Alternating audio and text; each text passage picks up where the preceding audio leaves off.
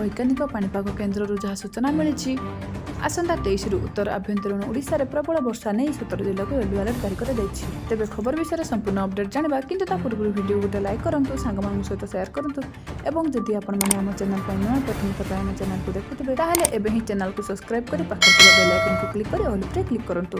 ଏବେ ଆସନ୍ତୁ ଡେରି ନକରି ଖବର ଉପରେ ନଜର ପକାଇବା। ଏବେ ସୂଚନା ଅନୁସାରେ ଖରା ବର୍ଷାର ଲୁଚକାଳି ଭିତରେ 23ରେ ଆସୁଛି ଏକ ବଡ଼ ବର୍ଷା, ଯାହା ଉତ୍ତର ଆଭ୍ୟନ୍ତରୀଣ ଓଡ଼ିଶାରେ ପ୍ରବଳ ବର୍ଷା ହେବାର ସମ୍ଭାବନା ରହିଛି। କିଛି ସ୍ଥାନରେ 70ରୁ 110 ମିଲିମିଟର ବର୍ଷା ନେଇ ଆକଳନ କରିଛି ପାଣିପାଗ କେନ୍ଦ୍ର। 25ରେ ବଙ୍ଗୋପସାଗରରେ ସୃଷ୍ଟି ହେବାକୁ ଯାଉଛି ଏକ ବଡ଼ ଘୂର୍ଣ୍ଣିବଳୟ। ପ୍ରଚଣ୍ଡ ବିଜୁଳି ଘଡ଼ଘଡ଼ି ସହ ବର୍ଷା ନେଇ 17 ଜିଲ୍ଲାକୁ ୟେଲୋ ଆଲର୍ଟ ଜାରି କରିଛି ପାଣିପାଗ କେନ୍ଦ୍ର। ବର୍ଷା ସତ୍ତ୍ୱେ ବି ମୌସୁମୀ ସିଜିନରେ 8% ନିଅଣ୍ଟିଆ ବର୍ଷା ରେକର୍ଡ କରାଯାଇଛି। ଦକ୍ଷିଣ ଉପକୂଳରେ ସ୍ଥିତି ଉତ୍କଟ ଥିବା ବେଳେ ଓଡ଼ିଶା ଉପରେ ନାହିଁ କୌଣସି ପାଣିପାଗର ନିୟାମକ।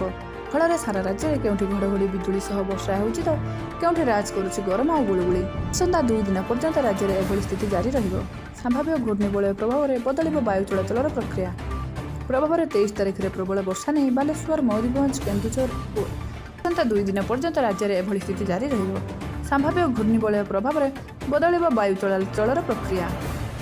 ପ୍ରଭାବରେ 23 ତାରିଖରେ ପ୍ରବଳ ବର୍ଷା ନେଇ ବାଲେଶ୍ୱର, ମୟୂରଭଞ୍ଜ, କେନ୍ଦୁଝର ଏବଂ ସୁନ୍ଦରଗଡ଼ ଜିଲ୍ଲାକୁ ୟେଲୋ ଆଲର୍ଟ ଜାରି କରାଯାଇଛି।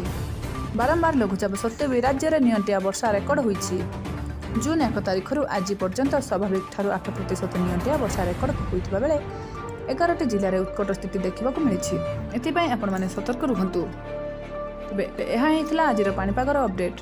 ଯଦି ଆପଣମାନେ ଏହିଭଳି ଲାଟେଷ୍ଟ ବ୍ରେକିଂ ନ୍ୟୁଜ୍ ଦେଖିବାକୁ ଚାହାନ୍ତି, ଆମ ଚ୍ୟାନେଲ ସହିତ ଯୋଡ଼ି ହୋଇ ରୁହନ୍ତୁ। ଚ୍ୟାନେଲକୁ ସବସ୍କ୍ରାଇବ୍ କରି ପାଖରେ ଥିବା ବେଲ୍ ଆଇକନକୁ ଦାବି ଅଲ୍ ଉପରେ କ୍ଲିକ୍ କରିବା ପାଇଁ ବିଲକୁଲ ବି ଭୁଲିବେନି।